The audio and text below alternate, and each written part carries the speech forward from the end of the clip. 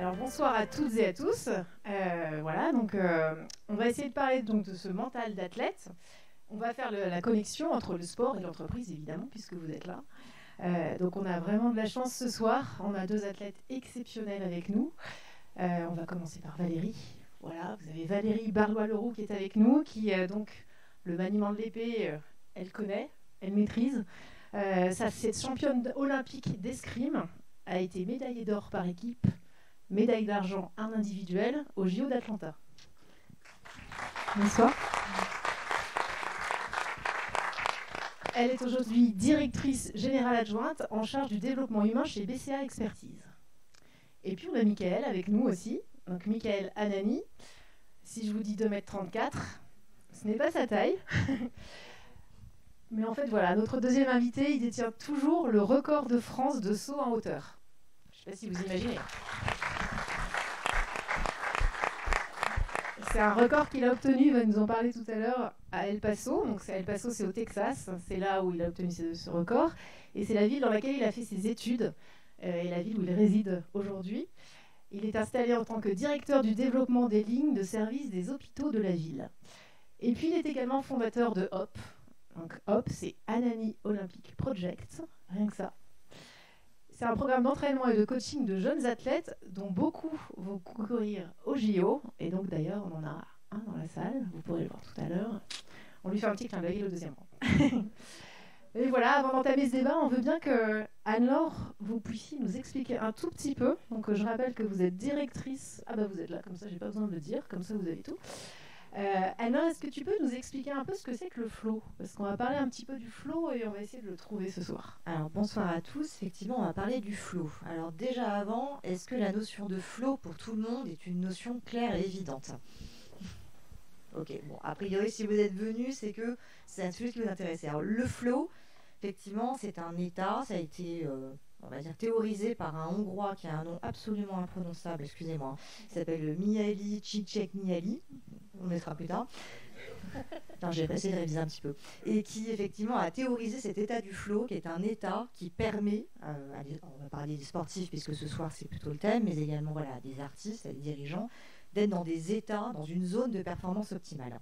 Voilà, donc on va parler de ça ce soir, puisqu'il y a une bonne nouvelle, c'est qu'il y a des façons d'être dans la zone, il y a des façons d'être dans le flow, et donc il y a des façons de travailler son niveau de jeu, souvent comme dit Henri, en tout cas de développer de la performance. Merci beaucoup.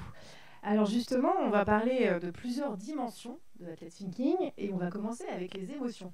Après tout, elles sont quand même extrêmement importantes. Donc on va commencer comme ça. Valérie, justement, c'est à vous que j'ai envie de poser la première question. En tant qu'ancienne athlète, qu'est-ce que tu ressens à l'approche des JO là? Parce qu'on est quand même, c'est bientôt, là, un petit mois. Alors bonsoir à toutes et à tous. J'ai envie de dire plusieurs choses. Une forme d'impatience indéniable, voilà, hâte que ces jeux commencent. Et on a beaucoup subi là depuis quelques semaines et encore à venir un certain nombre de désagréments, mais maintenant, voilà, hâte que ça démarre. Une fierté aussi, parce que voilà, le pays, voilà, qui est ma nation en fait, organise. Donc c'est une formidable opportunité de démontrer notre capacité à délivrer des grands événements. C'est une formidable opportunité pour les petits sportifs, les jeunes sportifs français de voir des athlètes, de se prendre au jeu et possiblement de devenir licencié d'un club. Donc ça va apporter un peu de vitalité, j'ai envie de dire, au monde sportif et associatif français. Fierté aussi de mettre en avant toutes les belles choses qui font la France, voilà, le patrimoine, tout ce qui touche à l'art culinaire, à la mode, enfin voilà, c'est une belle vitrine. Et puis un petit regret quand même, c'est d'être un peu trop âgé et d'avoir quitté les pistes depuis un petit peu trop longtemps pour pouvoir y participer. Voilà, mais j'ai hâte vraiment. Tu as quand même participé un petit peu parce que tu as porté la flamme. Oui, c'est le 23 mai dernier à Bordeaux, puisque je vis à Bordeaux. Et c'était un grand moment d'émotion. Je me suis retrouvée dans un état, alors pas aussi exalté, mais quasiment qu'au moment de la cérémonie d'ouverture des Jeux d'Atlanta, on y reviendra peut-être tout à l'heure. Et puis beaucoup de fierté de la porter devant mon mari. Alors il est aussi médaille olympique, donc voilà, il connaît cet environnement. En revanche, nos filles qui ont 23 et 21 ans ne nous ont jamais vus athlètes, ne nous ont pas connues athlètes, elles ont vu des vidéos et on s'est surtout empressé de faire en sorte qu'elles ne pratiquent pas ce sport parce que pour nous c'est une source d'épanouissement, le sport, et donc être la fille d'eux avec 2 parents médaillés olympiques, c'est un petit peu lourd. Voilà, et c'est pas forcément la meilleure façon de se développer personnellement et de s'épanouir. Voilà, donc grande fierté de boucler la boucle en quelque sorte. Voilà, sur mes terres à Bordeaux, devant mes enfants, c'était super. Merci. Et Mickaël? Et toi, Mickaël, qu'est-ce que ça représente ces JO à Paris? Bonsoir à tous déjà. Je pense que je rejoins Valérie sur beaucoup de choses, notamment le patrimoine, parce que je suis français expatrié, enfin, qui vit aux États-Unis, donc la première étiquette c'est celle du français, parce qu'il y a toujours un accent. Oui, malgré moi, ça fait 20 ans que j'y suis et j'aurai un accent toute ma vie, donc je m'y suis fait. Mais bon, à part ça, tous les souvenirs en étant athlète me reviennent, et surtout aussi ceux de mon enfance, où je voyais, où j'étais scotché devant la télé pendant une quinzaine de jours, et je rêvais des Jeux Olympiques. Donc je suis vraiment content que ce soit en France parce que on les a eus il y a 100 ans. Donc une fois dans le siècle, c'est magnifique. Et puis pour moi, c'est une connotation un petit peu aussi différente parce que j'entraîne un groupe d'athlètes qui sont professionnels, enfin qui vont participer au JO, et donc c'est une saveur particulière. Ok, justement, t'entraînes combien d'athlètes là pour le JO? Alors, j'entraîne une douzaine d'athlètes, mais j'en ai environ entre 5 et 8 qui participeront. Ouais, donc ils ont quand même une saveur particulière ces jeux, parce que tu y es un petit peu par procuration. Oui, c'est que ça. J'ai l'impression d'être celui qui essaye de rester au contact du sport. Il veut jamais lâcher. Voilà. Coûte que coûte. Il veut jamais lâcher, mais c'est un concours de circonstances qui a fait que j'ai commencé à coacher il y a environ 7 ans. Avec de bons résultats, et puis c'est fun. Il y aura un petit peu un moment, il y aura un petit peu de pression qui sera associée à ces jeux, mais c'est du fun. Et alors pour nous tous, les JO c'est un vecteur quand même d'émotions assez exceptionnel, même si évidemment on n'a pas de médaille d'or nous, mais voilà, est-ce que si on regarde un petit peu en arrière, je posais la question à Mickaël, est-ce que tu as en tête le moment de ta carrière où vraiment ton émotion a été la plus forte?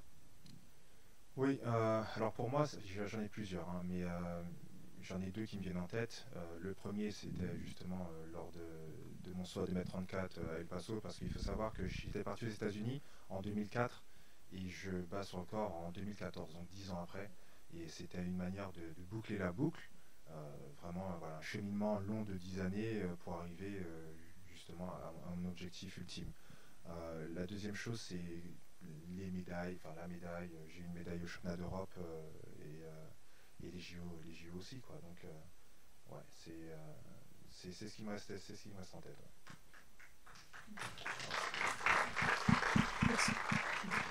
Tu me parlais tout à l'heure justement de ce moment assez incroyable quand tu passes la barre et il y a un espèce de moment de flottement. Est-ce que tu peux nous raconter un peu tout ça? Oui, alors j'aime bien parler de ce moment parce que c'est ce qui me reste en tête tout le temps.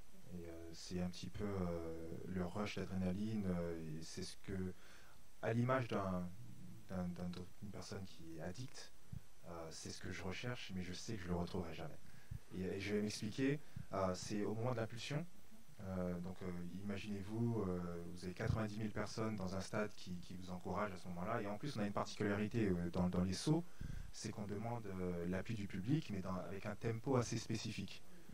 Et donc c'est vous qui donnez le tempo au public. Et il y a une certaine communion, donc vous avez 90 000 personnes qui clapent en même temps, et au moment de l'impulsion, entre le moment où vous impulsez et le moment où vous retombez sur le tapis, il n'y a plus de bruit. Et pour moi, ce silence, il est magnifique, il est magique. Et au moment de la réception sur le tapis, quand vous savez que vous avez passé la barre et que le public, donc 90 000 personnes qui exultent, qui crient, et en même temps vous exultez, vous lâchez, prise, ce moment, alors là, je vous parle même pas, j'en ai encore des frissons, voilà, et c'est comme un petit peu un rush d'adrénaline, c'est un rush, c'est comme si j'avais besoin de ma drogue, quoi, et je sais que je le retrouverai jamais. Donc j'apprends maintenant à vivre en essayant de trouver des choses dans la vie au quotidien, j'ai envie de dire, une personne lambda qui pourrait me faire vibrer. Je sais que je le retrouverai jamais. On a fait le parallèle, Valérie et moi. Ce sont des moments magiques, et j'apprends à vivre, j'apprends à être sédentaire. Et donc justement, on va poser la question aussi, Valérie, pour toi, quel a été le moment le plus fort émotionnellement dans ta vie d'athlète? Il y en a deux que je raccroche au JO d'Atlanta. Le premier, c'est le moment de la cérémonie d'ouverture des JO. Pour la petite histoire, l'escrime, donc les JO, c'est souvent c'est sur 2 semaines, on va faire un petit peu simple. Et l'escrime démarre toujours en première semaine et toujours dans les premiers jours de la première semaine. Donc là, on avait donc une cérémonie d'ouverture 48 heures avant l'épreuve donc individuelle. Et notre coach nous dit, les filles, voilà, pour vous, cérémonie d'ouverture, c'est non. Et donc là, on a dit, c'est pas possible en fait. Donc on a bataillé, on a discuté, etc. Et finalement, il a compris, je pense que, et c'était une grande force qu'il avait, qu'en fait, l'incidence ce serait bien plus négative de nous priver. On n'aurait pas mieux dormi du tout. Parce que, voilà, on passe du temps dans un stade annexe, on piétine beaucoup, on se couche à point d'heure, donc on lâche ce qu'on appelle beaucoup d'influx pendant cette cérémonie. Et puis pendant ce temps-là, quand vous êtes dans le stade annexe, on se fait des... Voilà, il y a toutes les nationalités qui sont présentes, donc et c'est à la France, et c'est aux États-Unis, et c'est à l'Angleterre, et c'est à l'Italie, c'est à qui crie mieux. Donc voilà, on y laisse beaucoup d'influx. Et donc quand il nous a dit, ok, il a compris, donc il nous a dit, ok, vous pourrez y participer. Et là, je revois Marie-Jo Pérec porte-drapeau. On se retrouve juste quasiment derrière Marie-Jo à débouler sur un stade plein. Petit sport, l'escrime qui est assez peu médiatique, on se remet en 96 qui ramène pas mal de médailles mais quand même assez peu médiatisé, pas toujours hyper bien filmé, donc les gens ont du mal à suivre, ce qui n'est pas hyper plaisant, et donc là on arrive sur un stade plein et voilà, avec tout cet engouement, et ça c'était un moment magnifique. C'est vraiment, si on n'était pas motivé, quand on ressort de là, on est à bloc. Voilà. Ça, c'est le premier. Et le deuxième c'est le flow, c'est ce fameux flow, en fait. C'est ma journée de compétition individuelle où, en fait, vous êtes, vous êtes comme sur un nuage, aucun stress. Alors, un entraîneur qui était ultra stressé au démarrage de la compétition, alors nous, pas du tout, en tout cas moi, pas du tout. Donc pas de stress, je me suis retrouvée dans des configurations de matchs, les matchs c'est 15 touches menées 14-9, mon entraîneur qui en peut plus, qui quitte la piste et je gagne mon match 15-14, mais en étant hyper sereine, aucune inquiétude quant au fait que possiblement j'allais perdre un match. Et en fait, toute ma journée de compétition, ça a été ça en fait. Tout ce que je faisais, ça marchait. Des choses des passes d'armes que j'avais pas l'habitude de faire, là, je les faisais, ça passait, ça touchait, toute seule. Des filles que j'ai jamais battues avant, que j'ai jamais rebattues après, je les ai battues ce jour-là à plat de couture. Donc tout passe en fait. Et ça, c'est un sentiment, c'est incroyable. Il y a une forme de sérénité, c'est juste incroyable en fait.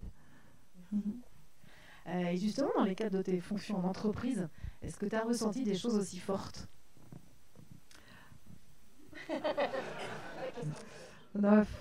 On ressent des choses, on peut ressentir des choses fortes quand on gagne un gros contrat, quand on va recruter le talent qu'on avait envie de recruter, mais en vérité, si on est honnête, pas à ce niveau-là d'intensité. Pas à ce niveau-là d'intensité. Voilà. On ressent des choses collectivement parce que le sport que j'ai pratiqué, il y a une épreuve individuelle, une épreuve par équipe. En entreprise, on ne joue pas tout seul. On a une équipe autour de soi. Donc, quand il s'agit de remporter un contrat ou de faire la différence par rapport à un candidat top niveau qu'on va chercher, oui, on est content. Et voilà, mais c'est jamais avec la même intensité. Mais c'est normal, c'est pas moins bien, c'est différent. Voilà, c'est pas moins bien, c'est différent, mais l'intensité est tout à fait c'est pas la même. Alors, est-ce que tu peux nous expliquer un petit peu la dimension émotion? Oui, alors, on a commencé par émotion, parce que c'est une dimension qui est assez fondamentale en fait dans l'outil. Je vais commencer par rappeler que la racine en fait, latine du mot émotion, ça vient d'émovere en latin, ce qui veut dire ce qui met en mouvement. Et alors, on parle beaucoup ces derniers temps d'intelligence émotionnelle, de l'importance des émotions. Sauf qu'il y a un shortcut qui est assez communément effectué, c'est-à-dire que gérer ses émotions égale taire ses émotions. Et en fait, c'est pas du tout ça, l'intelligence émotionnelle, c'est de faire de ses émotions de la matière pour avancer. Et donc, quand on a préparé cette table ronde, voilà, on a vu comme il y avait des émotions de joie qui pouvaient justement porter vers l'atteinte d'un objectif, des émotions de colère aussi qui pouvaient être motrices d'une certaine façon, que la tristesse pouvait arriver aussi, puisque on parle de performance, on parle de médailles, mais il ne faut pas oublier qu'avant d'arriver sur des réussites, il y a beaucoup d'échecs aussi avant. Donc comment on gère aussi la tristesse, comment on gère la colère, et qu'en fait ces émotions, sans émotion on ne vit pas en fait. Donc dans la vie de tous les jours en entreprise, développer de l'intelligence émotionnelle, c'est-à-dire vraiment être à l'écoute de ses émotions, les réguler et en faire de la matière pour avancer, c'est très clairement un facteur clé de succès. Voilà. Et ça, c'est quelque chose qu'on peut vraiment emprunter aux sportifs de haut niveau qui passent leur temps à faire de leurs émotions une matière première. On va passer à la deuxième notion, en fait, qui est l'acceptation et l'adaptation. Justement, quand on vit des émotions aussi fortes, parce que même on les revit en fait avec vous quand vous nous les racontez, après des victoires et des exploits, en fait, à quel moment on réalise qu'on a gagné, à quel moment on se dit, bah oui, c'est bon, c'est bon. Ouais. Bon, on sait tout de suite. Et je pense que ma réponse va différer de celle de Valérie. Bon, en même temps, on l'a préparé, donc on sait. On a l'air comme ça. La mienne est bien plus différente. Vous savez que vous avez gagné. Enfin, vous le savez. Vous savez. Peut-être dans le cas de Valérie, ce sera un petit peu différent parce que elle était dans ce moment de flow et voilà. Pour nous, il y a quand même au son hauteur, c'est vraiment des montées de barres. Donc vous pouvez être dans un état de flow tout le concours et au moment où il faut performer, vous pouvez le perdre. Donc il est un petit peu différent et moi mon approche c'est excuse-moi, est-ce que tu peux me reposer la question? Désolé. Est-ce que j'ai plein de choses dans la tête Alors après les victoires et les exploits, à quel moment on réalise? Voilà, on réalise. Moi je réalise bien plus. Je réalise après. Vraiment c'est a posteriori. Je réalise que oui, il s'est passé quelque chose. Sur le moment, oui, on sait qu'on a gagné et on le vit pleinement. Mais c'est un retour que je fais a posteriori qui vraiment me fait prendre conscience de certaines choses. Ouais. Tu nous avais parlé d'une notion de cassette à rembobiner. Tu peux nous expliquer? Ouais, c'est ça. C'est vraiment essayer alors c'est plus par rapport aux échecs. Souvent, j'ai un souvenir qui me vient en tête. Précisément, c'est en 2014, je venais de battre le record de France, donc j'arrive au championnat d'Europe. En 2012, j'avais déjà pris une médaille au championnat d'Europe et pour moi, j'allais gagner les championnats d'Europe en 2014. Donc j'arrive en tant que favori et je me plante directement en qualif. Et pourtant, tout se passe bien à l'échauffement et je me plante deuxième barre, ça passe pas. Donc je me fais sortir en qualif et là, à ce moment-là, je suis au fond du trou. Je rentre à l'hôtel et j'ai un regard, j'aime bien analyser tout de suite pour pouvoir passer à autre chose. J'ai un regard critique sur ce qui est passé et je me dis mais j'aimerais bien vous remettre la cassette là et rembobiner vite fait et y retourner parce que je sais exactement pourquoi je me suis planté. Donc tant du côté du succès, quand on réalise certaines choses, on prend conscience que tout s'est bien passé, mais aussi dans l'échec, c'est-à-dire qu'on peut exactement dire pourquoi on s'est planté. Et moi j'avais qu'une envie, c'est d'y retourner le plus rapidement possible. Et alors, est-ce que tu peux justement, parce que ces notions ne sont pas forcément évidentes, acceptation et adaptation? Oui, alors tout comme en préparatoire, je vais revenir sur un distinguo, puisque voilà, ce qu'on dit là sur la capacité à analyser ses échecs, on est sur une autre dimension de l'outil qui s'appelle responsabilité ressources. Là, quand on parle d'acceptation et d'adaptation, c'est l'acceptation de qui on est dans son unicité. C'est l'acceptation de qui on est dans ses points de force, mais également dans ses faiblesses. Et ça, c'est fondamental. C'est lié à la conscience de soi, qui est aussi une autre dimension. Et c'est une phase qui est fondamentale, puisque dans l'acceptation de qui on est, dans ses forces et dans ses faiblesses, c'est ce qui va pouvoir nous permettre de nous adapter à l'environnement, ou en tout cas d'adapter notre façon d'agir par rapport à l'environnement. J'accepte de ne pas mesurer 1m98 pour faire du saut en hauteur. En revanche, un de mes points de force, c'est que j'ai une très très bonne détente. Donc comment je vais travailler ma détente aussi pour pallier le fait que mes jambes sont moins grandes que celles de Michaela. Donc bon, évidemment, la comparaison est hasardeuse, on a 30 cm d'écart. Mais du coup, c'est vraiment d'être dans cette acceptation de qui on est. On est sur un travail d'humilité en fait, conscience de soi, de connaissance de soi et d'humilité, qui permet de pouvoir s'adapter. Et donc Valérie, c'est à vous maintenant. Enfin, à toi, on avait dit qu'on se tutoyait. À quel point, en fait, cette phase d'adaptation, d'acceptation, elle est importante dans le sport, mais aussi en entreprise. Comment, en fait, tu fais pour rebondir, pour enchaîner, pour t'adapter? Je pense que je fais appel au même levier, en fait. Je me rappelle qui je suis et d'où je viens. Ça ne me quitte jamais. Voilà.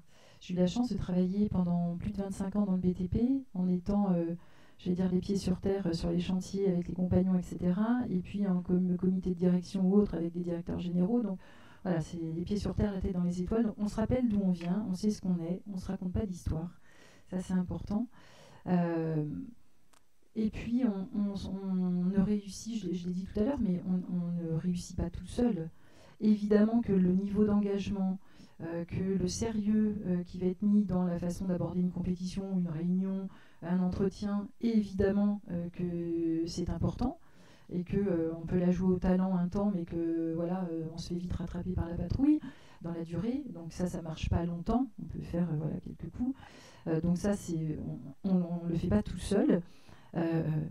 Troisième point, en tout cas pour moi, mais on l'a partagé quand on a préparé cette réunion, c'est aussi très lié à son histoire de vie, en fait. Je ne me suis jamais prise au sérieux dans ma pratique du sport de haut niveau. D'ailleurs, j'ai commencé l'escrime sans même me dire que j'allais faire du sport de haut niveau un jour, et quand on m'a annoncé que j'étais sélectionnée pour participer au JO, en fait, j'avais beaucoup de personnes autour de moi un peu excitées.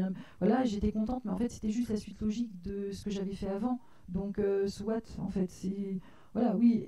Et quand on réalise une fois qu'on a la médaille autour du cou, qu'on entend l'hymne, parce que là, on voit un engouement qu'on ne connaît pas, on voit un intérêt qui vous est témoigné qu'on ne connaissait pas.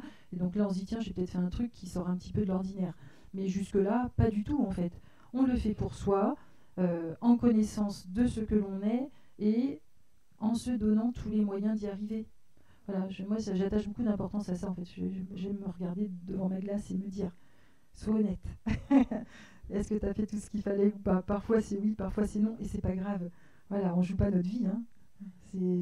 Voilà, donc c'est important pour moi, c'est d'être aligné. Et là, on va aborder la détermination et la motivation. Forcément, ça parle dans le sport. Justement, Valérie, à quel point le fait de vivre un échec ou une réussite, ça a pu construire et renforcer ta motivation dans l'atteinte d'un objectif, en fait. Et en fait, de manière générale, la question, c'est aussi comment on fait pour trouver et retrouver la motivation en entreprise. Alors, je vais peut-être me citer, là c'est très personnel, hein. Mon levier principal de motivation, c'est le plaisir. Et là, on diverge beaucoup avec mon voisin de gauche, mais moi, c'est une dimension, pour moi, c'est incontournable en fait. Si je n'ai pas cette dimension dans ma vie, hein, que ce soit ma vie professionnelle, ma vie personnelle, ça ne va pas. J'ai oublié le début de la question aussi parce que j'ai... En fait, elle était beaucoup trop longue cette question, c'est pour ça. Alors, à quel point le fait de vivre un échec ou une réussite... Oui, voilà.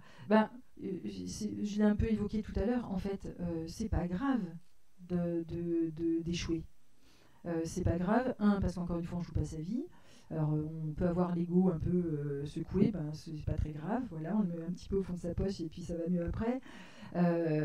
C'est au contraire l'occasion de vraiment être honnête vis-à-vis de soi. Est-ce que j'ai fait tout ce qu'il fallait, que ce soit dans ma préparation physique, dans mon hygiène de vie, dans ma gestion d'écologie personnelle? Est-ce que je me suis préparée correctement pour être au point le jour J, que ce soit en sport, etc.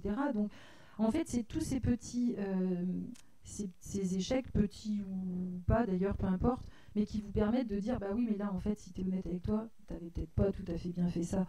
Ok, c'est pas très grave. Le coup d'après, on le fait. En fait, moi, il y a une dimension qui est insupportable pour moi. C'est de me dire, si j'avais fait ça, peut-être que... ça m'est insupportable. Donc, en fait, j'essaie au maximum, j'y arrive pas tout le temps, mais quand même, j'essaie au maximum de me dire, voilà, est-ce que tu as tout environné? Et bien sûr, il y a toujours des aléas, mais on gère mieux les aléas quand déjà on a bien préparé et bien environné tout ce qu'on maîtrise. Voilà, et donc j'essaie d'éviter de laisser trop de place, déjà parce que ça me bouscule un petit peu émotionnellement, voilà, et puis parce que j'aime pas perdre le contrôle en fait. Voilà, j'ai très peur en avion, je ne suis pas, je ne suis pas pilote. Voilà, je n'aime pas perdre le contrôle. Voilà. Et ça, en entreprise, tu le retrouves tout le temps, en fait, aussi? Oui, c'est vraiment un moteur. En fait, j'ai eu la chance de travailler en même temps que je me préparais pour les JO et en même temps que j'ai participé aux JO. Et donc, on est venu me chercher pour ça, pour les qualités d'un athlète, etc. Et en fait, je me suis dit, c'était 30 ans en arrière, encore une fois, donc voilà, les conférences comme celle d'aujourd'hui n'étaient pas très développées. Mais en vérité, j'ai retrouvé une famille, on m'a dit, mais t'es folle, diplômée d'une école de commerce, SCP, tu vas chez Bouygues Construction, un milieu d'hommes, etc. En fait, c'était super. Des valeurs authentiques, des gens engagés, l'esprit d'équipe, parce qu'on n'y arrive pas. Enfin, j'ai retrouvé plein de choses que je connaissais du sport. Donc, c'était pas compliqué de s'adapter. Et quand on met ça en place et qu'on arrive à valoriser, à encourager, qu'on met son ego de côté en acceptant de ne pas toujours être au top et de laisser parfois la place à l'autre. Ça, c'est très vrai dans les épreuves par équipe. Vous voyez ? Tactiquement, quand on fait une feuille de match en escrime, on va garder l'image de la dernière coéquipière qui va mettre la dernière touche et qui fait gagner l'équipe.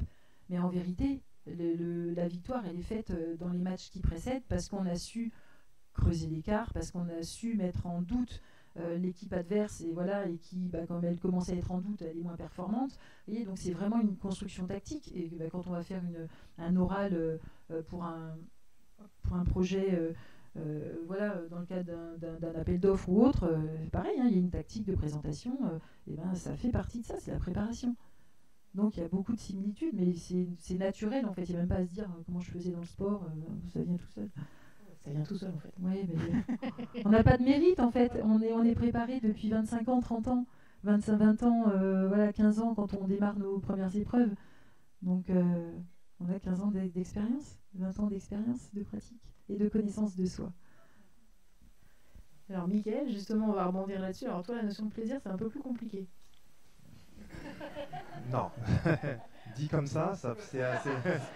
J'ai un peu fait exprès. Oui, je sais. Non, alors, c'est vrai que moi, la notion de plaisir, elle vient après. Pour moi, le cheminement, c'est ce qui est le plus important. Donc, ce sont les différentes étapes qui vont m'amener justement à la consécration. Et donc, en entreprise, si on prend une année fiscale et qu'on détermine les objectifs en début d'année ou en fin d'année précédente, pour moi, c'est vraiment l'objectif à la fin, le fait d'être arrivé, d'y arriver. Donc, c'est ça qui me procure le plaisir. Et vraiment, ce plaisir, pour moi, il est minime. En fait, il passe, mais rapidement. C'est vraiment le cheminement tout au long de l'année, le fait de se mettre à la tâche et d'avoir cette vision un peu lointaine pour arriver à ses fins. Donc, ouais, c'est là. Et après, je rejoins Valérie sur le côté garder contrôle. Et c'est pour ça que j'ai fait venir un de mes athlètes. Je voulais en ramener quelques-uns et il n'y a que lui qui est venu. Mais c'est sur ce contrôle en fait. Je parle toujours d'essayer de diminuer au maximum la marge d'erreur pour être justement au contrôle et être maître de son destin. En athlétisme, on le voit souvent, il faut être acteur, tout le temps acteur. Et j'ai horreur justement de ne pas être acteur. Donc je leur demande tout le temps de prendre les choses en main et d'y aller. Il y a eu les championnats de France élite la semaine dernière, le week-end dernier, et j'ai des athlètes justement qui n'ont pas pris leur destin en main.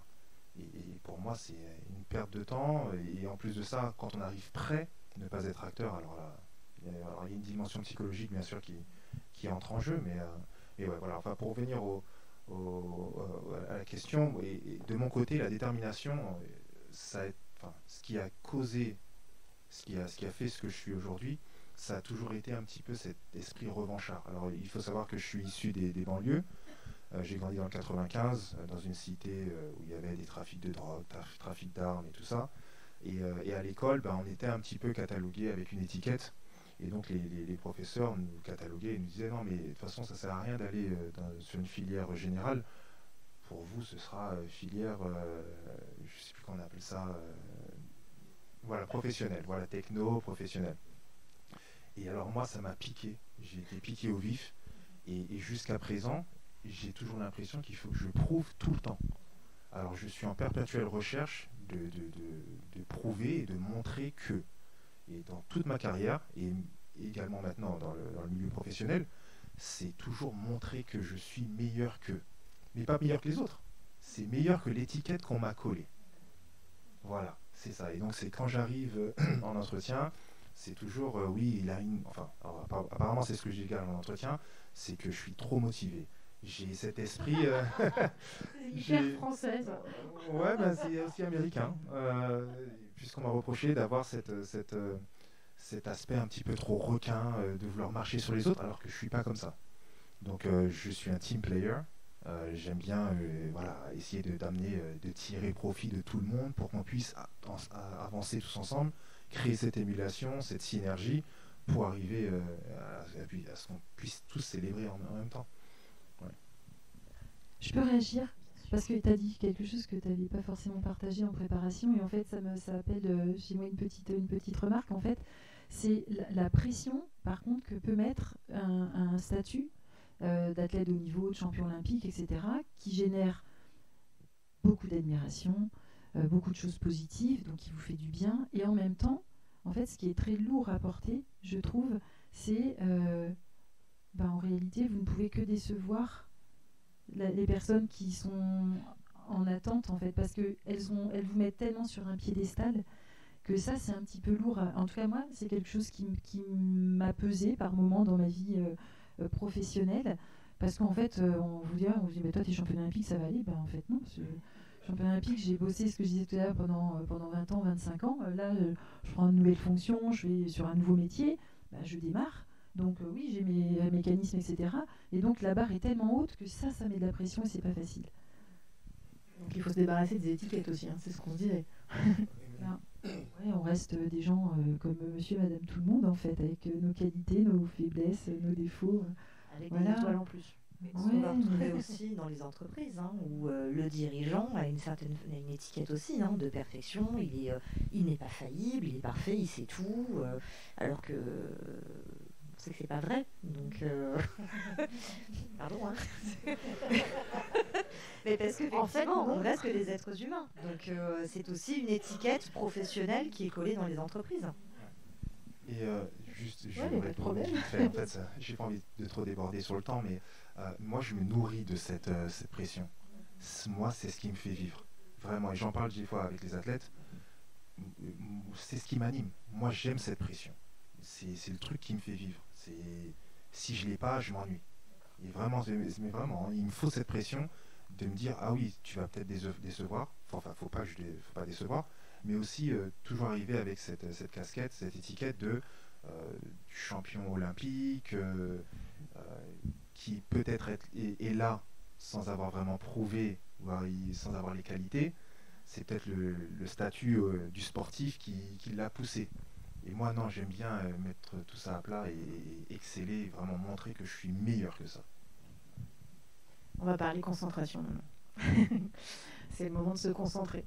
Justement, Valérie, un dirigeant, il doit vraiment sans cesse jongler avec une multiplicité de sujets.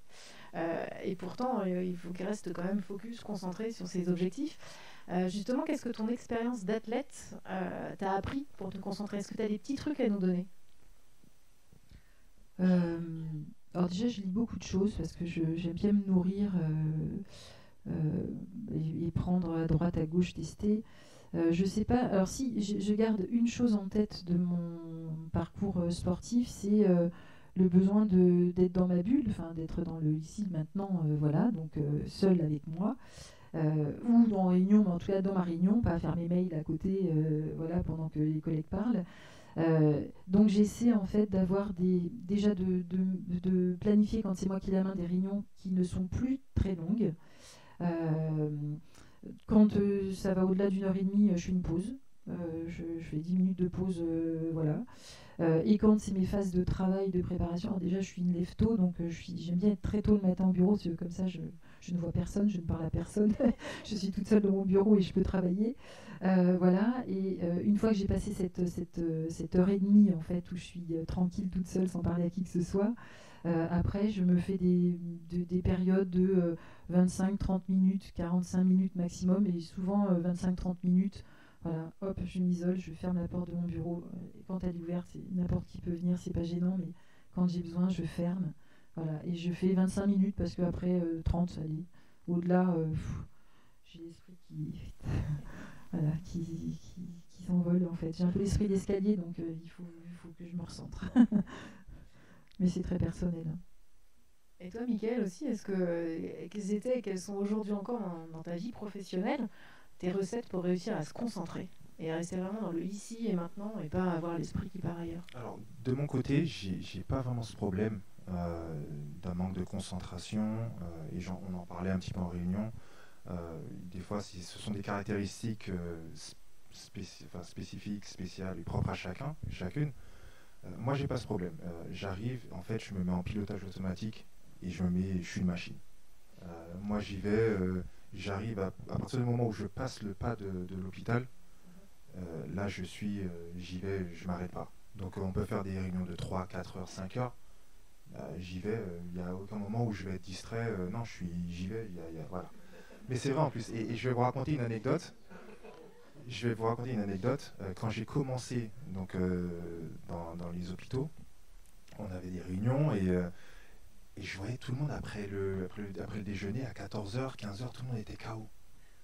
Ils avaient besoin de prendre du café. Et je me dis, mais ils sont déjà KO là. On n'est pas encore KO là. Ben oui, et en fait, au fil du temps, en fait, je rentrais chez moi, je me disais, mais je vais les mettre KO en fait. Parce qu'à 14h, tout le monde était fatigué. Des fois, on commence des réunions à 7h du matin. À 14h, ils sont tous morts. Et, moi, à 14h, c'est là que je prends de la distance. Voilà, c'est là où je prends de la distance et je me dis, mais attendez, vous êtes derrière, mais allez, on y va. Voilà. C'est propre, ça m'est propre et c'est peut-être une qualité, mais c'est vrai que j'ai pas ces problèmes de concentration. Et puis aussi, dans la durée, sur une année, j'ai pas ce problème. Je reste toujours focalisé, je prends quelques notes, je sais quels sont les objectifs. De temps en temps, je retourne à mes notes pour être sûr que je suis toujours dans le vrai. Je regarde au niveau des statistiques, des métriques, pour voir si vraiment on avance toujours, et pour pouvoir aussi moduler et ajuster la dynamique au fil du temps, quoi. Et, on se connaît depuis quelques années avec Mickaël, hein, donc je sais que tu as gardé aussi tes routines énergisantes de ta carrière de sportif. Donc tu as effectivement un train d'avance de par ta carrière sportive, mais tu as maintenu aussi beaucoup de choses, de rituels, de routines, de pratiques qui te permettent aussi d'être à ce niveau de jeu dans ton quotidien professionnel. Hein. Ouais, c'est vrai. C'est vrai que j'ai une journée, alors je sais pas encore si c'est atypique, mais je me lève à 4h du matin et je vais directement au sport. Je vais faire 2 heures de salle de muscu ou d'exercice. Et puis après, je reviens, on prépare les enfants, on les emmène à l'école et puis après, ça commence, quoi. Mais c'est vrai que je pense que c'est un équilibre qui, moi, me permet, si j'ai pas au moins l'heure où je peux me déchaîner, où je peux me recentrer à la salle de muscu ou autre, pour pouvoir avoir cette énergie vraiment qui puisse me permettre d'avancer et de tenir la journée. Ouais. Si je ne l'ai pas, j'ai l'impression de m'ennuyer. Alors, bon, Mickaël, c'est un peu une machine hors norme. Hein.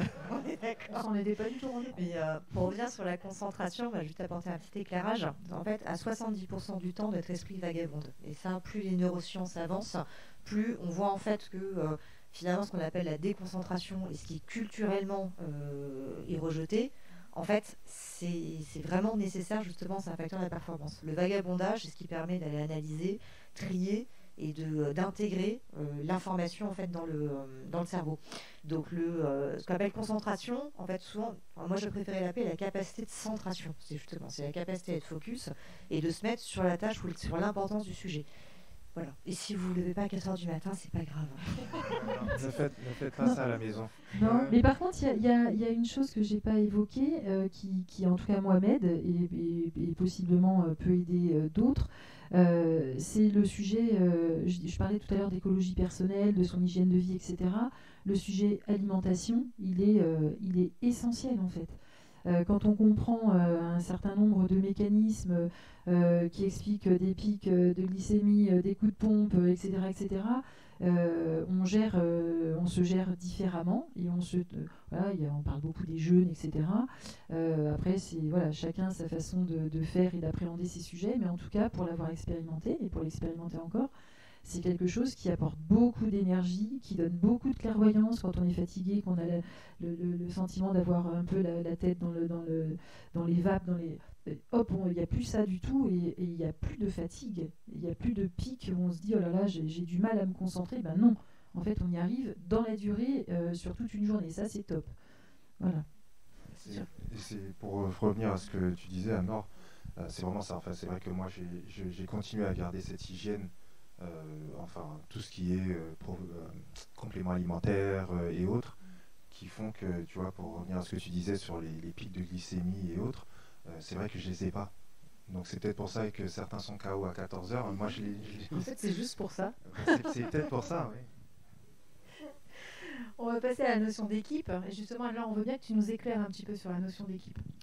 En fait, Valérie l'a fait tout à l'heure, justement sans le savoir. Non, mais c'est parfait, parce que du coup, tu as vraiment illustré ce qu'était cette dimension équipe quand tu parlais justement en disant, on voit que la dernière personne qui met la touche, alors, excuse-moi, j'ai pas le vocabulaire, mais en fait, c'est ça, dans notre outil, c'est pas le fait de savoir manager, c'est pas le fait de savoir travailler en équipe, c'est le fait justement d'être dans un niveau de conscience et un niveau de jeu. D'ailleurs, on parle du team flow, ça existe, où on arrive à développer un niveau de coordination parce que on est connecté à ses émotions, on est connecté à celles des autres, les autres sont connectés, on arrive à formuler du besoin, on arrive à formuler de la proposition d'aide.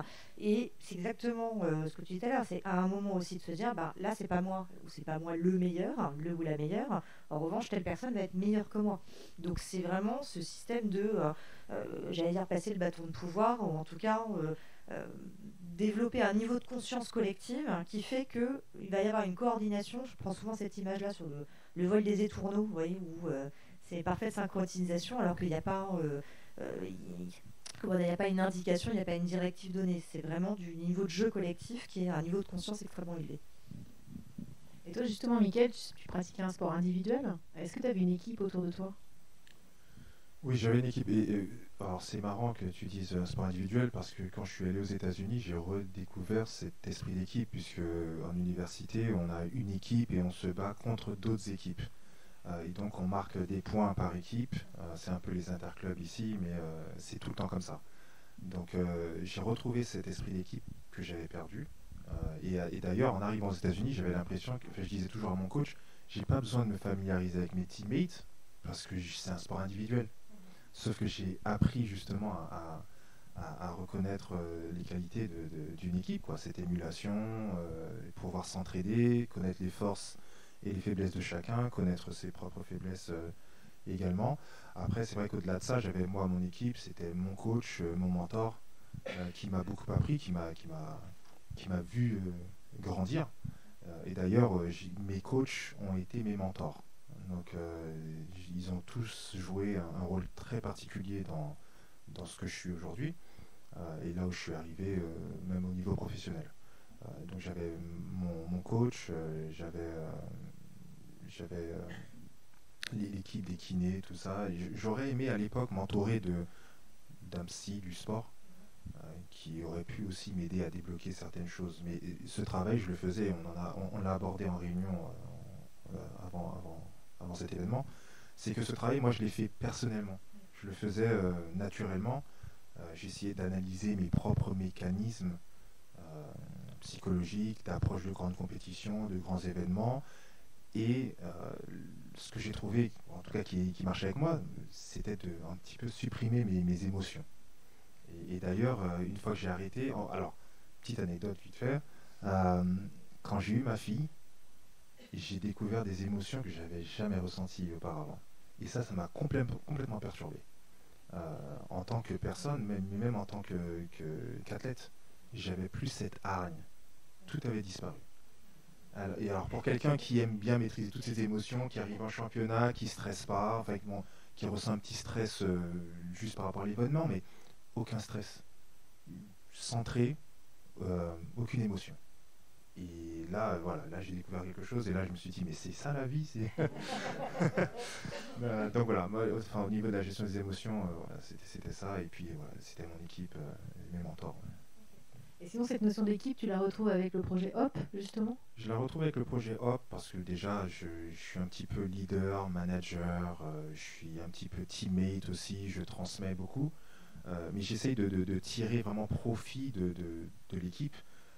Bien sûr, j'ai connu ce qu'ils n'ont pas connu auparavant, enfin j'ai connu auparavant ce qu'ils vont connaître maintenant avec les Jeux Olympiques et une certaine réussite. Et j'essaye de leur inculquer justement ces certaines valeurs, une certaine approche psychologique de l'événement. Là où justement certains, et là par rapport au JO, cette année ça a été l'année la plus difficile pour moi au niveau du coaching, parce que j'ai fait face à, je pense, à l'enjeu donc, des Jeux Olympiques, mais au travers des athlètes. Ce que j'avais jamais ressenti auparavant et beaucoup de doutes. Et donc il a fallu que je trouve les bons mécanismes qui correspondaient à chacun. Et je pense qu'on peut aussi transférer ces choses-là au travers enfin, dans l'entreprise, merci, pour pouvoir tirer la quintessence, le maximum de chacun au bon moment, être présent aussi du côté émotionnel, l'intelligence émotionnelle, et voilà. Voilà, j'ai l'impression que c'est une danse en fait. On va, on vient avec chacun, voilà, c'est malléable, c'est dynamique, ça bouge. Et puis voilà, il faut être très fin. Il y a un petit côté stratège, il faut être très fin dans l'approche pour pouvoir tirer le maximum de l'équipe. Ok, merci beaucoup. Valérie, justement, toi, tu as été médaillée en individuel, comme tu l'expliquais tout à l'heure, et en équipe. Qu'est-ce que ça représente pour toi aujourd'hui, cette notion d'équipe au sein de l'entreprise? Comment tu arrives à gérer tout ça et qu'est-ce que ton passé d'athlète a pu retranscrire en entreprise? Alors pour moi, l'équipe, si on revient à ce que j'ai évoqué comme étant un de mes moteurs, ou mon moteur qui est le plaisir, pour moi, l'équipe, c'est avant tout une source de plaisir. Déjà parce que j'ai le goût des autres, et puis parce que on apprend à se connaître, on crée des liens, que la qualité des liens qu'on va arriver à créer, elle va tirer plein de sujets, elle va tirer le sujet de la confiance qu'on a les uns en les autres, et quand on est en confiance, on est plein d'audace. On ose sortir du cadre, voilà, avec le bon niveau de prise de risque, voilà, et en même temps on garde beaucoup de lucidité, donc ça c'est top. Enfin, c'est un sentiment que j'aime beaucoup. Ça tire la question de la responsabilité. Quand vous participez à une épreuve par équipe, ok, c'est pas vous qui allez mettre la dernière touche parce que vous n'êtes pas le dernier relais. Relais, c'est 45 touches au total, on en fait 5 chacune. Et donc, évidemment que si vous perdez un match 5-0, votre coéquipière, elle a 10 touches à mettre pour recoller au score et prendre l'avant. Donc, on a une responsabilité. Et donc, là où on aurait tendance à être peut-être un petit peu plus mou, un petit peu plus indulgent avec soi-même, un individuel, parce que ça n'engage que soi, une épreuve individuelle. Quand on embarque une équipe, c'est pas la même. Voilà. En entreprise, c'est pareil, on n'y arrive pas tout seul. Voilà, quand on doit travailler un certain nombre de sujets, quand on doit préparer un concours, quand on doit participer à un appel d'offres, peu importe, on n'est pas tout seul. Quand on est un COMEX et qu'on doit décider d'un certain nombre d'axes stratégiques pour conduire une transformation importante d'entreprise, on est une équipe, on est solidaire, on y va. On y croit, on se fait confiance. Si déjà il faut qu'on fasse le tri entre nous, se dire tiens, est-ce que c'est une peau de banane? C'est pas possible, on y laisse trop d'énergie, on n'y prend pas de plaisir, et comme moi c'est mon moteur, ça marche pas. Vous voyez, donc c'est un peu un cercle, je le perçois comme un cercle vertueux, mais du coup ça rend possible un tas de choses qu'on n'imaginait peut-être pas pouvoir réaliser, pouvoir accomplir. Voilà, il y a moins d'appréhension, on se sent soutenu, on se sent voilà, donc moi j'adore ça en fait. On va parler du flow maintenant, on y vient enfin. Vous avez déjà évoqué des moments de votre carrière importants où vous avez ressenti ce flow. Est-ce que vous pouvez nous en évoquer d'autres ou est-ce qu'il y en a d'autres qui viennent ou pas du tout? Mais voilà, on voudrait vraiment un petit moment flow. Ouais, petit moment flow qui va rejoindre ce que Valérie décrivait au tout début. C'est cette impression en fait de marcher sur l'eau, vraiment. On fait tout, on connaît tout à l'avance, à l'image de l'escrime où on sait comment l'adversaire va bouger, on peut contrecarrer, enfin voilà. Moi je savais exactement, par rapport aux paramètres atmosphériques, le vent, qu'il fasse chaud, qu'il fasse froid, peu importe, je maîtrisais tout. Alors, il y a un exemple qui me vient en tête, pas un exemple où j'ai eu énormément de succès, où j'ai gagné une médaille, mais ça a été le début de quelque chose. En 2009, au championnat du monde, il faut savoir que j'étais un sauteur qui n'aimait pas sauter sous la pluie parce que mes appuis glissaient un petit peu. Et donc cette peur de glisser m'inhibait. Et cette fois-là, il pleuvait des cordes, mais je maîtrisais tout ce que je faisais. Et donc, il pleuvait tellement fort que la compétition a été décalée dans le temps. Certains sauteurs voulaient y aller parce qu'ils savaient qu'ils pouvaient prendre l'avantage sur les autres concurrents. Certains voulaient temporiser un peu, mais moi, je m'en fichais complètement. Je savais que là, j'allais performer. Et pourtant, alors en 2008-2009, j'avais pas atteint de finale mondiale ou olympique, mais je savais que ce jour-là, je pouvais faire ce que je voulais. Et donc je finis 5e ex aequo à quelques centimètres de la 3e place au championnat du monde. Ça a été le début de quelque chose. Mais ce jour-là, la pluie, le sol trempé, rien ne m'a affecté. Je maîtrisais tout. Je savais que de toute façon, je pouvais y aller les yeux fermés. Alors là, c'était royal. Donc ouais, une certaine confiance, on a l'impression de dominer son sujet, de prévoir ce qui va se passer. Enfin, c'est magnifique parce que voilà, on a l'impression vraiment de marcher sur l'eau, quoi. On y va, les yeux fermés, c'est bon. C'était le cas en même temps. Ouais, ça c'est c'est le moment flow, quoi. Et je pense qu'en entreprise, on peut aussi alors pour faire le transfert et ramener un petit peu le sujet sur l'entreprise, j'avais fait l'intervention il y a quelques années avec Alnor. Alors, dans ce que je fais, il y a beaucoup d'analyse. Alors, quand je rencontre quelqu'un, j'analyse en permanence le comportement, la respiration, enfin, j'analyse tout. Et souvent, j'aime prévoir et manœuvrer en fait et amener la conversation sur ce que je veux et à la fin aboutir à un contrat. Mais ça, c'est royal pour moi. Alors, savoir vraiment guider la conversation, l'orienter exactement là où je veux aller et pouvoir décrypter tout. Mais ça, c'est magnifique.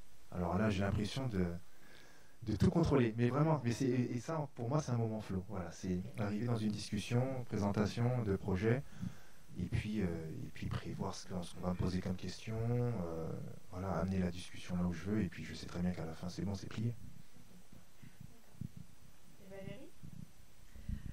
Bah, pour reprendre peut-être un exemple que j'ai rapidement évoqué tout à l'heure, que Catherine connaît puisque j'ai eu l'occasion de le partager, mais Atlanta, quart de finale, donc je suis épreuve individuelle, hein, je suis contre une Suissesse que je connais très bien.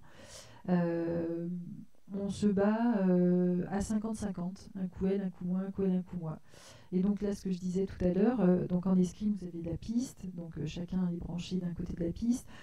Notre entraîneur, notre coach est en face de nous, en fait, et il nous fait plein de signes, voilà, de dire c'est bien, c'est pas bien, etc. Bref, il est en face.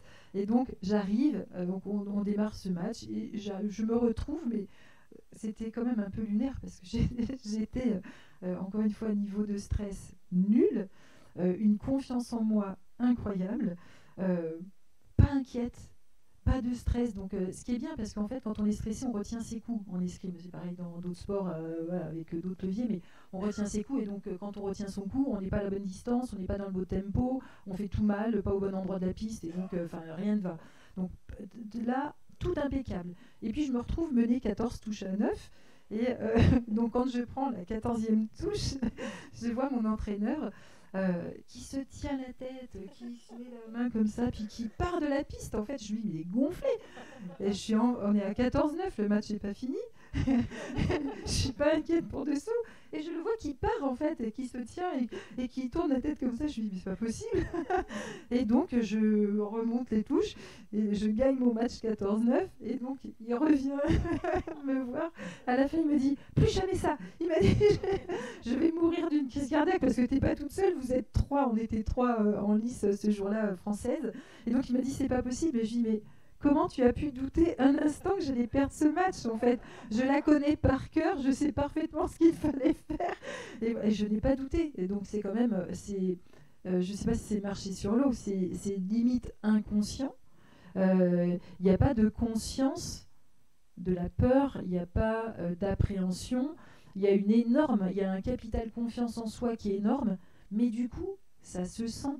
Je pense que la posture qu'on a sur une piste, en plus c'est un sport de combat, et c'est la même chose quand vous voyez des candidats, hein, celui qui se tient droit, celui qui est tout voûté, celui qui est et ça en dit long, voilà. Et donc quand vous êtes en confiance, ça se voit. Voilà, vous avez un port, vous avez une attitude, vous avez un engagement dans la façon de porter les touches, en tout cas pour ce qui est de mon sport, qui peut déstabiliser en face. Et puis en face, ok, il mène 14-9, elle mène 14-9, mais il y a la peur de mettre la dernière touche aussi, de ne pas y arriver, ou de... Voilà, c'est pas toujours évident de finir, de conclure. Voilà. Ça met de la pression, ça met... si j'y arrive, voilà, en attendant, moi je remonte et puis j'y arrive. En fait. Voilà, mais... en entreprise, je l'ai connu. Alors, ce que tu indiquais est très juste en fait dans des négos. Alors moi, c'est plutôt avec les partenaires sociaux, c'est moins fun, mais c'est un combat tout aussi important. J'espère qu'il n'y en a pas dans la salle. Non, je plaisante. Voilà, mais c'est assez grisant. Voilà, ça j'aime bien. Mais on en revient au côté plaisir. L'escrime est un sport très ludique, très tactique, mais très ludique. Moi, j'adore ça. J'adore jouer, en fait. J'adore jouer. Voilà. Donc, ça aide peut-être. Et alors, justement, transposer dans le mode de l'entreprise, c'est quoi le flow? Alors, il y a une précision, parce que le flow, j'ai dit, les recherches, elles ont commencé dans les années 70, mais en fait, il y en a en permanence. Et entre 2010 et 2015, il y a eu d'autres recherches sur ce flow, parce qu'on étudie à la fois les conditions d'accès au flow et puis les caractéristiques quand on est dans le flow. C'est deux choses différentes aussi. Des chercheurs dont j'ai oublié le nom, en fait, ont travaillé sur une échelle du flow et ont déterminé 4 niveaux de flow. Parce qu'effectivement, ce qu'on dit, on n'est pas tous destinés à connaître le flow d'une médaille d'or ou d'un record. Et ça pourrait du coup, on pourrait dire, on ne le connaîtra jamais, donc on va retourner à nos vies grises. Mais non. Et en fait, donc il y a une échelle du flow qui a été déterminée avec 4 niveaux.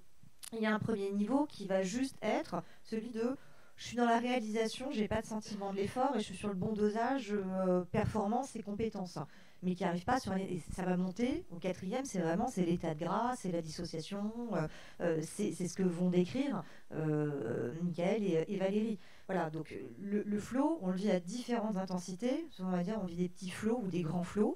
Puis il n'y a pas que la vie professionnelle. Voilà, la naissance d'un enfant, ça peut être un grand flow aussi.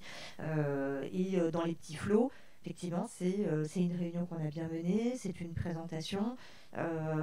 Alors, ce qui est intéressant, c'est que justement, ça amène à travailler le niveau de conscience de soi. Et pareil, et la concentration dans l'ici et maintenant. Savoir savourer aussi un plaisir et se dire, tiens, comment je me sens à l'issue de cette présentation, comment je me sens à l'issue de cette réunion.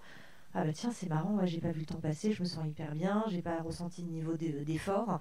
Parce qu'elles sont là, en fait, les caractéristiques du flow. Il y a une notion de plaisir absolu, une notion de contrôle sur la tâche ou l'activité, mais de contrôle pas dans la contrainte, c'est contrôle dans la facilité, une distorsion de la distance entre le sujet et l'objet, cette notion de lâcher prise, en fait. Souvent, quand vous demandez aux performeurs, moi j'ai mon mari qui est artiste musicien et qui va dire j'ai rien vu passer, c'est passé à une vitesse pas possible, et finalement on oublie la préparation d'avant, on oublie les efforts, on oublie les échecs, c'est juste un espèce d'état suspendu. Ça, c'est le niveau 4 du flow, donc je vous souhaite de tous en connaître, c'est pas génial, mais il faut se dire que il y a niveau 1, niveau 2, niveau 3, et de le savoir, ça va peut-être vous permettre d'être plus en conscience que vous en vivez régulièrement aussi.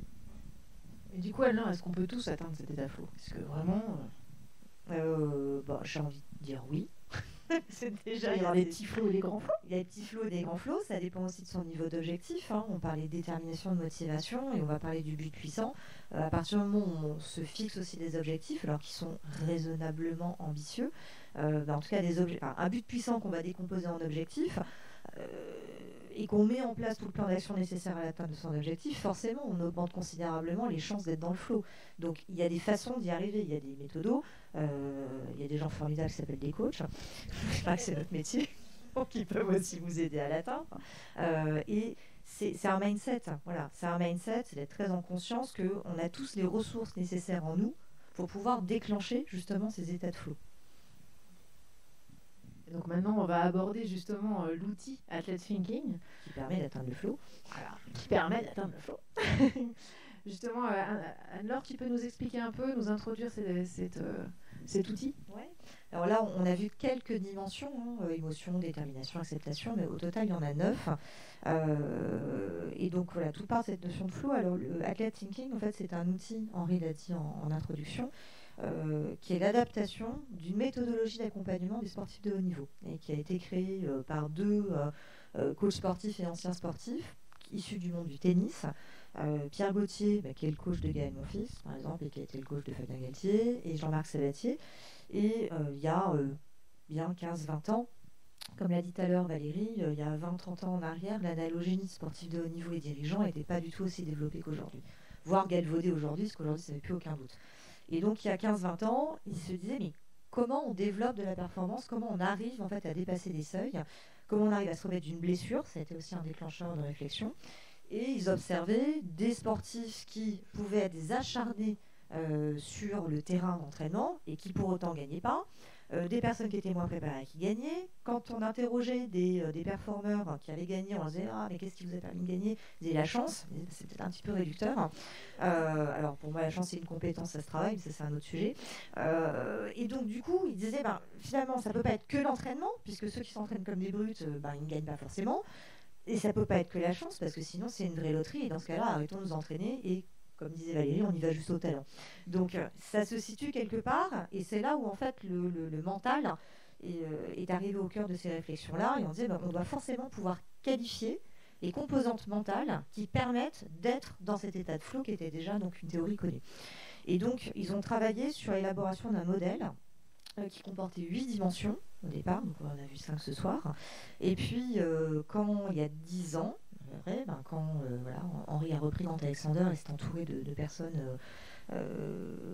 qui étaient déjà sur l'intérêt, sur l'analogie entre le mental d'athlète et dirigeant, donc se sont penchés et ont travaillé avec ceux qui ont développé la méthode Accéder pour l'adapter au monde de l'entreprise, en y rajoutant une 9e dimension, qui est la dimension équipe. Puisque comme je l'ai dit au départ, il y a du sport individuel, et on s'est dit, oui, mais et comme l'a dit Valérie très justement, la performance en entreprise, elle ne s'envisage pas sans l'équipe. Donc ils ont travaillé avec des psychologues, avec des coachs, avec des RH d'entreprise, avec des dirigeants pour adapter le questionnaire et ce modèle au monde de l'entreprise. Et donc voilà, Henri disait, nous sommes toutes athlete-minded, c'est quelque chose qui nous porte, c'est une conviction profonde, et on accompagne tous les jours aujourd'hui, que ce soit dans le cadre d'onboarding sur du recrutement, en coaching, individuellement, en équipe, des dirigeants, des collectifs de dirigeants, grâce à cet outil-là, puisqu'on leur permet de réfléchir justement à leur niveau de développement sur ces forces mentales, sur ces dimensions, et de pouvoir bâtir des plans d'action sur la base des dimensions les plus développées. Attention, c'est disruptif aussi pour la France. On va travailler sur les talents et les points de force. On a souvent tendance à aller voir ce qui ne va pas. Nous, c'est l'inverse, c'est qu'est-ce qui est déjà bien développé et comment on va capitaliser, puisqu'on sait tous que c'est sur la base de nos talents et nos savoir-faire qu'on va développer avec plaisir de la performance. Justement, nos chers 2 athlètes, vous avez appréhendé cet outil. Qu'est-ce que vous en pensez de cet outil? Mickaël, peut-être d'abord. Je pense que c'est un outil, c'est nécessaire. Je pense que ça peut ouvrir les yeux de plein de dirigeants, de managers et de cadres, parce que ça nous donne ça nous fait prendre conscience. En fait, je pense conscience de certaines choses, de certains mécanismes, certains leviers à activer, à actionner. J'ai fait mon débrief justement par rapport à ces 9 dimensions personnelles. J'étais, je pense, en phase avec ce que je savais de moi, mais ça m'a permis aussi de voir qu'il fallait que je travaille certaines choses, notamment les émotions, dans mon cas. Voilà. Et c'est pas, vous l'avez compris. Donc voilà, ça permet d'ouvrir les yeux, et de nous aider, c'est un très bon outil. C'est un outil pour appréhender les choses qu'on doit améliorer, qui fait prendre du recul, en fait, tout simplement aussi. Ouais, c'est ça, c'est exactement ça. Alors, comme on l'a dit avant, c'est plutôt identifier les points de force pour en faire des points d'appui, je me permets. Sans pour autant minorer là où on est moins développé. Mais il y a un effet systémique qui fait que plus on travaille sur une force, plus ça va venir pousser le système sur là où les scores sont moins développés. Voilà. Et Valérie, vous, enfin toi, comment tu l'as appréhendé? Je trouve, enfin, cet outil, c'est une pépite pour moi à différents égards. J'ai été bluffée par la puissance de l'outil à lire, à lire en vous sur les 9 dimensions. C'est assez bluffant. Et en même temps, très, pas réconfortant, mais confortant quand on se connaît bien. En fait, ce qu'indiquait Mickaël, de voir à quel point cet outil est puissant. Et puis pépite aussi parce que moi j'ai voulu en développement humain et les 9 dimensions en fait qui sont travaillées, elles pourraient composer les 9 dimensions qu'on pourrait attendre d'un manager, d'un cadre dirigeant, en définissant, parce que les définitions qui sont derrière sont très justes et que tu as partagées, Anne-Laure. Et quand on se creuse la tête, quand on fait des 9 box et autres, on va se dire tiens, comment je pourrais qualifier ça et ça et ça et ça, en fait on regarde là, on se dit oui, finalement c'est assez simple, et ça marche.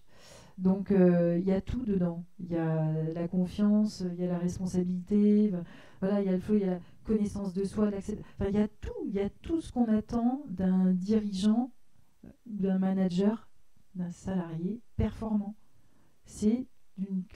Pour moi c'est pour ça que je dis que c'est une pépite. En fait, il livre à minima les 9 ingrédients qu'il vous faut appréhender, connaître, maîtriser pour être performant dans ce que vous entreprenez et renforcer la performance par le travail sur vos points de force et par la prise de conscience des points sur lesquels il vous faut peut-être être en vigilance, ou en conscience, puisqu'en vigilance, il y a une connotation négative sur la vigilance, en tout cas en conscience. Et donc, je trouve qu'il est, de ce point de vue-là, extrêmement puissant, et c'est pour ça que je le qualifie de pépite. Voilà, je l'ai découvert à cette occasion, mais franchement, bravo. Non, c'est chouette. Merci. Tu voulais ajouter quelque chose, alors? Ah non, moi Non, je kiffe. D'accord, le flow. C'est ce que tu voulais ajouter, en fait. Justement, on va arriver au temps des questions, parce que j'imagine que vous avez plein de questions à poser à nos 2 athlètes ou à Anne-Laure. Donc voilà, est-ce que vous avez des questions? Est-ce que c'est toujours la première, la plus difficile? Mais est-ce qu'il y a des questions dans la salle? Soyez pas timide. Vous disiez, Mickaël, que vous avez 7, 8, non, plus que ça. J'entraîne 12 athlètes. J'en ai peut-être 8 qui vont... Enfin, les listes vont sortir là, mais j'en ai environ 8 qui participeront aux Jeux Olympiques. Et est-ce que vous avez des techniques de coaching différenciées par rapport à ces athlètes-là? Et quelles sont ces différences? Ouais, alors, j'étais sauteur en hauteur, et j'entraîne principalement le sprint, du 100 mètres, 200 mètres, 400 mètres, 400 haies, et j'ai une sauteuse en hauteur. Le tronc reste le même. Donc il y a un tronc commun. Et d'ailleurs, alors, vous n'êtes pas le seul à me le demander, même en athlétisme, on me le demande, parce qu'ils ont l'impression que je fais plusieurs plans d'entraînement différenciés. Le tronc reste le même, donc c'est-à-dire que le lundi, mercredi, vendredi, ils font pratiquement tous la même chose. Vraiment. Et ensuite, il y a des séances spécifiques, donc là, le mardi et le jeudi, où ils font des choses qui sont un peu plus propres à leur discipline respective. Mais sinon, le tronc reste le même. Mais en termes de personnalité? Alors là, sur la personnalité, oui, je joue beaucoup sur le psychologique. J'ai une approche très différente suivant les athlètes. Alors, il faut connaître vraiment vos athlètes et l'être humain avec qui vous entrez en contact. Mais c'est vrai que plus vous connaissez cette personne, et mieux vous pouvez adapter l'approche. C'est vraiment pour moi une approche psychologique, parce que je joue vraiment avec Loïc qui est derrière vous. Je joue avec lui tout le temps sur des séances. Je sais où appuyer pour tirer le maximum. Et des fois, ça passe même par... c'est un peu vicieux, mais... non, mais c'est vrai. C'est que je le connais tellement bien. Loïc, c'est un très très grand athlète qui n'a pas conscience, et c'est pour ça que je l'ai invité, qui a pas vraiment conscience de certaines choses. Et donc l'acceptation, l'adaptation, la prise de conscience, je joue, pour essayer de tirer le maximum de lui, je joue beaucoup sur l'approche psychologique.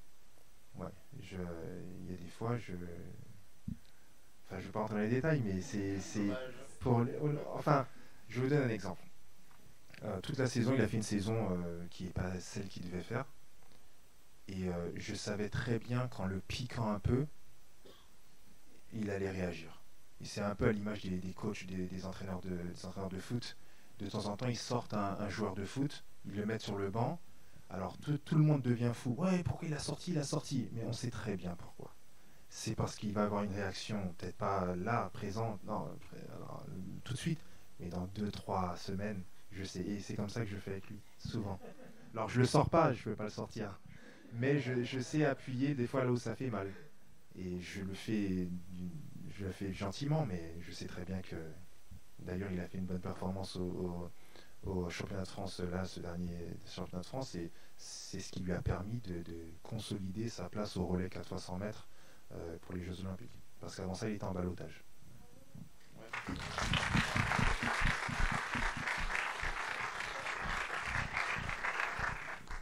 Ouais. Justement, moi j'ai une question. Alors c'est pas de la salle à l'estrade, c'est l'inverse justement, et c'est pour Loïc. Ça fait quoi d'entendre le témoignage justement de deux champions sportifs qui aujourd'hui ont pu s'évoluer dans le monde de l'entreprise, et ça fait quoi de voir Mickaël sous un autre jour, hein, justement? Sous un autre jour, c'est un bien grand mot. Le genre comme ça. C'est parce que je viens souvent. En fait, souvent, je viens à l'entraînement en costard. C'est vrai que ça fait plaisir en fait de voir en fait des anciens athlètes aussi bien placés en tout cas aujourd'hui au niveau de leur travail comme au niveau en tout cas du coaching. Après, le but c'est de prendre exemple et de chercher à toucher le plus haut. Voilà.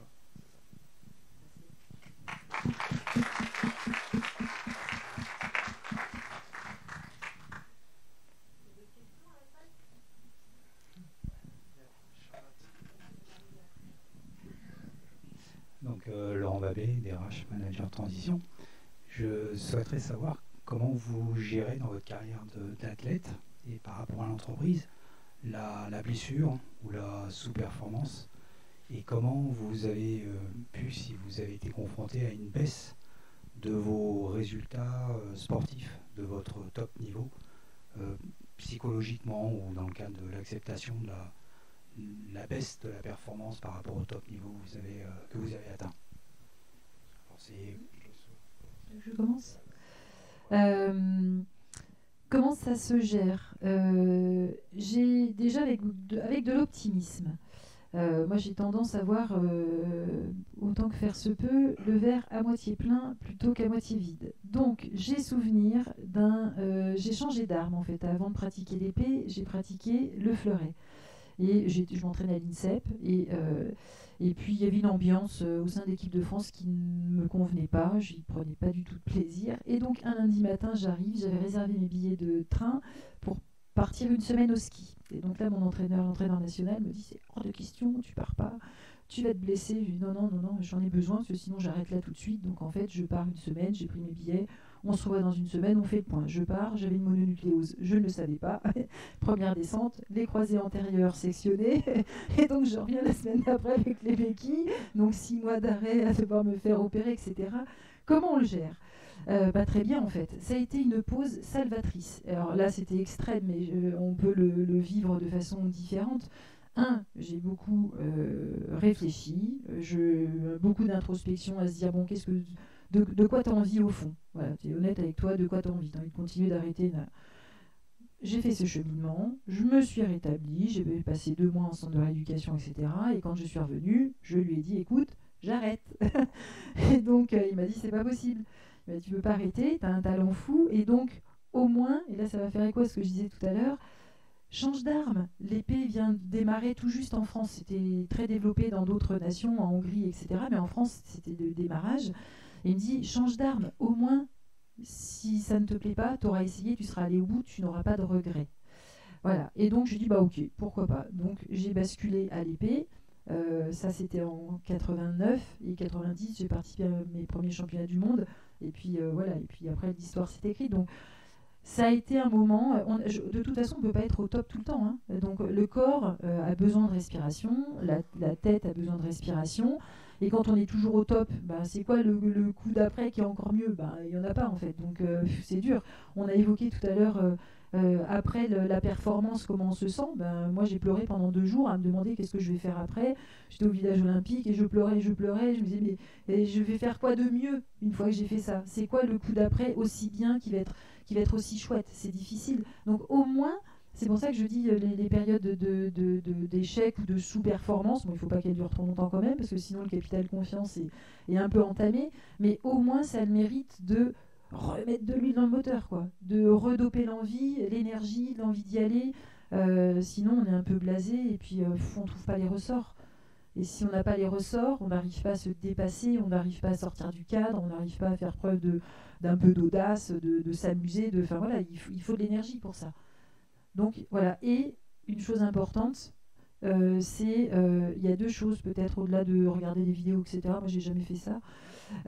Mais un, c'est d'accepter des feedbacks, et ça vaut dans le sport et ça vaut en entreprise. Il faut être ouvert à accueillir des feedbacks, c'est extrêmement important. Et comme on fait en médecine, c'est où les chirurgiens, quand ils sont en salle d'op, déjà on contrôle un, et puis après on fait le REX, on contrôle, ou dans l'armée, dans l'aviation, etc. C'est bien faire le REX en fait, on débriefe. Qu'est-ce qui a fonctionné, qu'est-ce qui n'a pas fonctionné, qu'est-ce qui vient de toi, qu'est-ce qui ne vient pas de toi, c'est important de faire ça. Si on ne fait pas ça, on ne va pas au bout. Et donc, on reste avec des petites cases qui ne sont pas cochées en termes de compréhension. Alors, ça ne ressort pas tout de suite, mais oui, moi j'ai un journaliste une fois, et j'arrêterai là après Atlanta, donc très sollicité pour des interviews, etc. Et puis j'ai un journaliste qui me dit avec un grand sourire Ah, Valérie Barlois, quand même, médaille d'argent, c'est la pire médaille qui soit. Oh, je prends le truc, ouf, alors Et donc, comme j'ai un petit peu de répartie, je lui ai demandé s'il avait déjà fait du sport. Il m'a dit non, je lui ai dit que ça se voyait. Bref, l'interview a été. Ça a été. Voilà, bon, mais n'empêche que ça remarque, elle m'a taraudée pendant des années. En fait, je me suis dit, mais qu'est-ce qu'il a voulu dire? T'es trop nulle, ma pauvre fille. Médaille d'argent, c'est nul. Et je cherchais. Et puis, et c'est venu un jour, je ne me rappelle pas comment c'est venu. Et en fait, je me suis dit, je crois que j'ai compris. Sauf que je ne connais plus la personne et donc je ne l'ai pas rappelé pour dire, en fait, c'est ça quoi vous pensiez. Mais en fait, je me suis dit, en fait, j'ai compris possiblement ce que voulait me dire cette personne. C'est qu'une médaille d'or au jeu, vous restez sur une victoire. Une médaille de bronze au jeu, vous faites ce qu'on appelle la petite finale, et donc vous gagnez votre médaille de bronze. Une médaille d'argent, vous restez sur une défaite.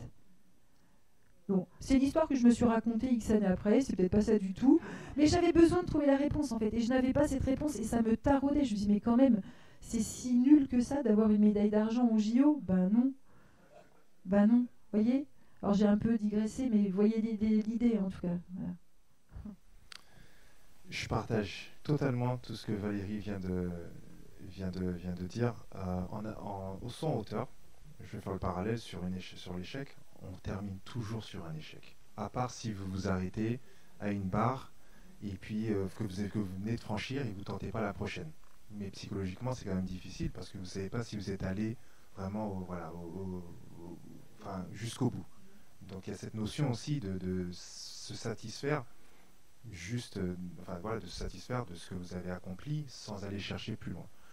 Concernant les blessures, en athlétisme, c'est un petit peu différent parce qu'il y a très peu de personnes qui vraiment font du haut niveau et qui travaillent en même temps.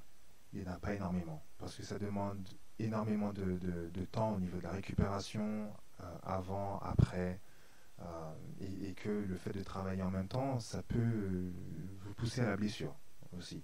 Donc il y en a très peu. Et pour nous, en athlétisme, c'est vrai qu'une blessure, ça représente déjà un échec, parce que vous n'êtes pas préparé comme vous deviez vous préparer. Il y a aussi cette dimension de peut-être ne pas être prêt physiquement et ne pas valoir ce vers quoi vous tendez.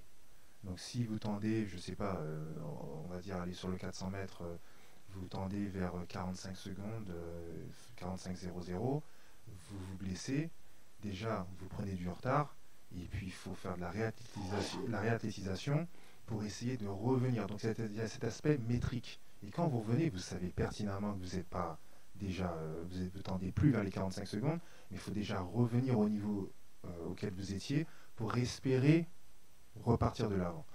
Donc c'est un cheminement qui est différent, suivant aussi la discipline. Voilà, quand les disciplines à barre, la perche, le saut en hauteur, vous vous arrêtez sur un essai.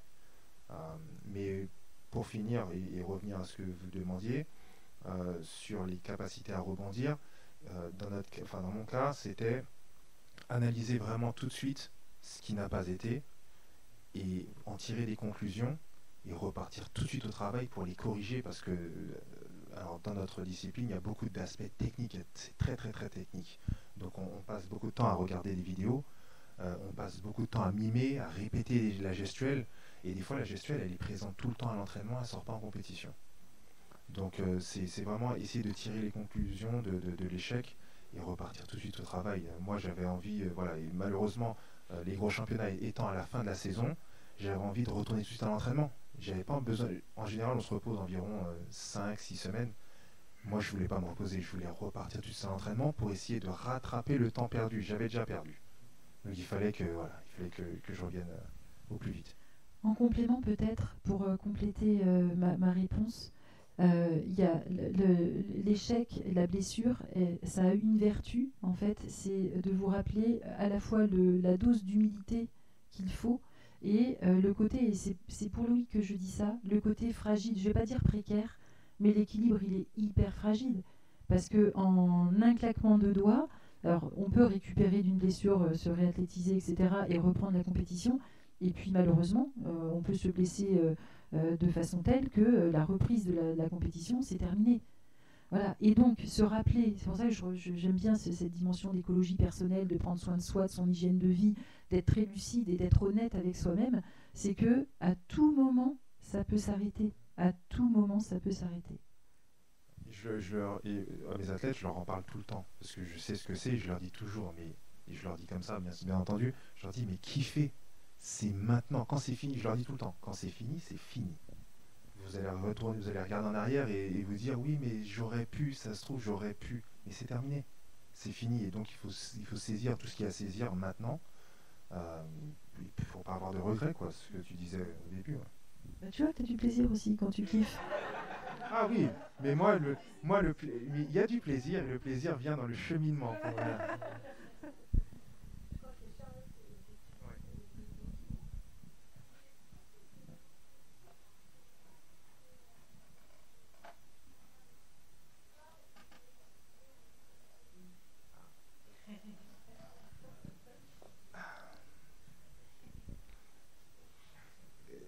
Il y avait alors. Ouais. Voilà. Moi, j'ai ressenti beaucoup de tristesse, énormément de tristesse, parce qu'il y avait quelque chose. Alors, c'est quelque chose que j'avais fait toute ma vie, et ça s'arrêtait. Je ne savais pas ce que j'allais faire après. Alors moi, mais vraiment pas du tout. Alors Anne-Laure m'a récupéré dans son bureau. Au niveau estime de soi, mais j'étais ras des pâquerettes. J'avais aucune conscience de mes capacités, de mes compétences. Alors pour parler de prise de conscience, je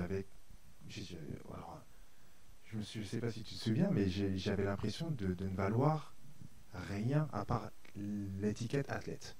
Alors que j'avais des compétences, j'avais développé beaucoup de qualités, mais j'en avais pas conscience. Alors moi j'étais très triste. Ça m'a pris peut-être 1 an et demi pour digérer. J'ai traversé une mini-dépression et donc je m'en suis rendu compte a posteriori, donc après. Et je pense que j'ai toujours pas fait le deuil.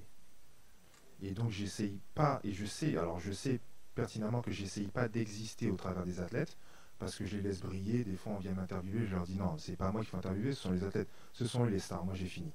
Et moi je suis content de leur faire atteindre ce niveau-là, parce que je sais ce que ça m'a procuré, et donc je suis content de les amener là où ils sont maintenant. Mais je pense que j'ai toujours pas fait le deuil. Et j'espère que j'arriverai à le faire. Je pense que je ne l'ai pas fait. Alors moi, c'est un petit peu différent puisque j'ai travaillé en même temps, en fait. Je travaillais depuis 1 an, j'étais salariée du groupe Bouygues Construction depuis 1 an quand j'ai participé à mes premiers jeux, et je travaillais vraiment, alors avec des horaires aménagés pour me permettre de m'entraîner. Mais donc, ça s'est enchaîné assez naturellement, en fait. J'ai été embauchée en 95, juillet 95. J'ai fait mes premiers JO donc en juillet 96. J'avais annoncé que je participerais, ce que j'ai fait aux Jeux de Sydney, donc que j'irai jusqu'en 2000. Mais j'avais décidé d'arrêter en 2000 parce que ça devenait très compliqué, en fait, de faire les deux. J'avais plus de temps de récup, j'avais plus, donc c'était bureau, entraînement, compète le week-end. Mais voilà, j'avais pas de temps de récupération. Et puis arrive un moment, quand on travaille pour le coup vraiment, quand ça fait 4 ans voilà, que vous travaillez, 5 ans que vous travaillez, vous arrivez à des âges où vous prenez ou pas un tournant professionnel en termes d'évolution, etc. Et donc, il faut faire des choix. Donc, j'avais fait ce choix, on peut parler de renoncement, en tout cas, j'avais fait ce choix assumé de dire que j'arrêtais après les Jeux de Sydney. Premier point. Et puis, deuxième point, j'ai fait ce choix aussi parce que je me suis toujours refusée à voir mes enfants pendant que j'étais athlète. Parce que c'était pas ma conception de la maternité que de partir en tournoi tout le temps. Voilà, j'avais envie d'être présente. Et donc, voilà, je savais que je souhaitais voilà, avoir mes enfants et m'engager dans une autre vie une fois posé les armes. Voilà ce que j'ai fait. Donc, et en fait, la vie a aidé puisque sur la fin, l'ambiance dans l'équipe était pas top. Donc, aller s'entraîner des heures carrées quand on ne prend pas beaucoup de plaisir, aller en stage, donc moi j'allais même plus en stage, partir en compétition le week-end, etc. Enfin, sauf ceux de préparation finale voilà, pour les JO, mais ça demande beaucoup d'engagement, ça demande des efforts.